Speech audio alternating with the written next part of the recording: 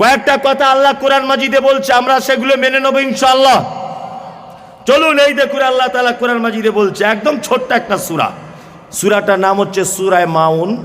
125টি অক্ষর আছে সূরাটায়। সূরাটা মক্কাতে অবতীর্ণ হয়েছে। 25টি জুমলা অর্থাৎ শব্দ আছে সূরাটাতে। আপনি যদি এই সূরাটা তেলাওয়াত করেন তাহলে এক এক তেলাওয়াতে 1250টা করে নেকি পাবেন ইনশাআল্লাহ। 1250টা করে। আর এখানে মূল কথা আল্লাহ তাআলা 7টা বলেছেন। কটা? 7টা। আল্লাহ ডাইরেক্ট ঘোষণা করছেন এই লোকগুলো জাহান্নাম চলে যাবে। আল্লাহু আকবার। প্রথমে আপনাকে জাহান্নাম থেকে ঘুরিয়ে এনেছি কত কঠিন জায়গা, এইবার আল্লাহ তাআলা বলছে এই 7টা লোক একেবারে জাহান্নাম চলে যাচ্ছে।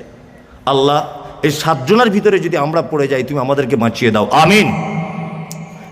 এক, আল্লাহ তাআলা বলছে আরাইতাল্লাযী ইউকাযযিবু বিদ্দীন, নবী আপনি কি তাদেরকে দেখেছেন যারা কিয়ামতের দিবসকে অস্বীকার করে? কিয়ামত হবে এটা আমরা কেউ অস্বীকার করি না। কিয়ামত একদিন হবেই হবে, এটাই চূড়ান্ত, তাই তো? আল্লাহ নবীকে বলছেন, নবী ওরা কিয়ামতকে বিশ্বাস করে না। কারা তারা? ফাযালিকাল্লাযী ইয়াদউল ইয়াতীম, আল্লাহ বলছে যারা এতিমের সঙ্গে অসৎ ব্যবহার করে, এতিমকে যারা গলা ধাক্কা দিয়ে বার করে দেয় ঘর থেকে, এরা জাহান্নাম চলে যাবে। এতিম মানে কারা? খুব ভালো করে বোঝার চেষ্টা করুন। যে কথাগুলো বলছি সব সামাজিক কথা। আমরা হয়তো ভেবে নিয়েছি কি, আমরা ভেবে নিয়েছি নামাজ রোজা হজ যাকাত এইগুলো করলেই মনে হয় জান্নাত চলে যাবে। এই বোকা, তোমার বুদ্ধি কম। সারা ভারতবর্ষের ক্রিকেট একটা প্লেয়ার দেখাতে পারবেন যে প্লেয়ারটা শুধু 6 মেরে সেঞ্চুরি করে দিয়েছে? দেখাতে পারবেন? নাই। সচিন তেন্ডুলকর, সৌরভ গাঙ্গুলির মতো একটা ইন্টারন্যাশনাল প্লেয়ার, তাকেও অনেক সময়তে সেঞ্চুরির টার্গেট পূরণ করতে গেলে মাঝে সাঝে ছুটে রান নিতে হয়েছে না?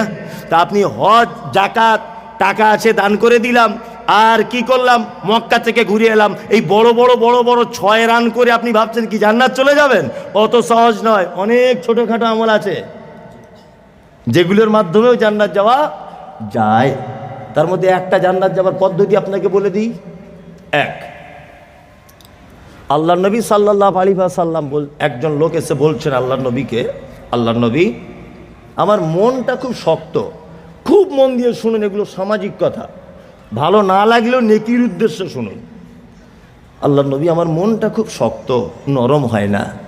বিশ্ব নবী বলছেন এক কাজ করো, তোমার প্রতিবেশী কোন এতিম বাচ্চার মাথায় হাত বুলিয়ে দাও, আল্লাহ তোমার মন নরম করে দেবে। সুবহানাল্লাহ।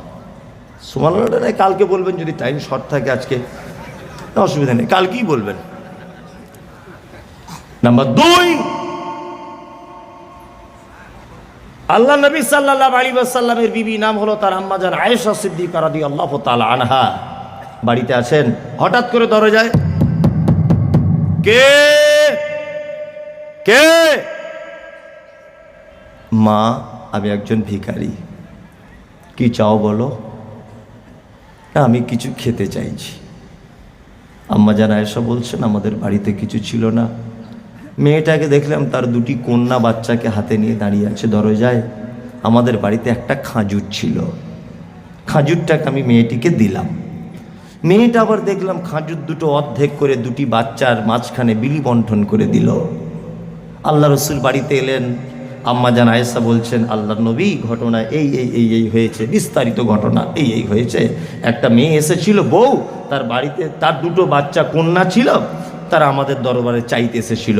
বিশ্বনবী বলছেন আয়েশা শোনো, আমি নবী মুহাম্মদ সাল্লাল্লাহু আলাইহি ওয়াসাল্লাম বলছি, কোন কন্যার বাপ যদি তার কন্যাকে জন্মগ্রহণ দেওয়ার পরে যদি তার বেটিকে নিয়ে সে লোক যদি বিপদে পড়ে যায়, খেতে দেওয়া হোক, বিয়ে দেওয়া হোক, লালন পালন হোক, পড়াশুনো হোক, দেখাশুনো হোক, তাকে বসবাসের জন্য হোক, যে কোনো ব্যাপারে কন্যার পিতা যদি তার কন্যাকে নিয়ে বিপদে পড়ে যায়, আমি আর মুহাম্মদ সাল্লাল্লাহু আলাইহি ওয়াসাল্লাম, আমি আর কন্যার পিতা জান্নাতের ভিতরে এইভাবে থাকবো।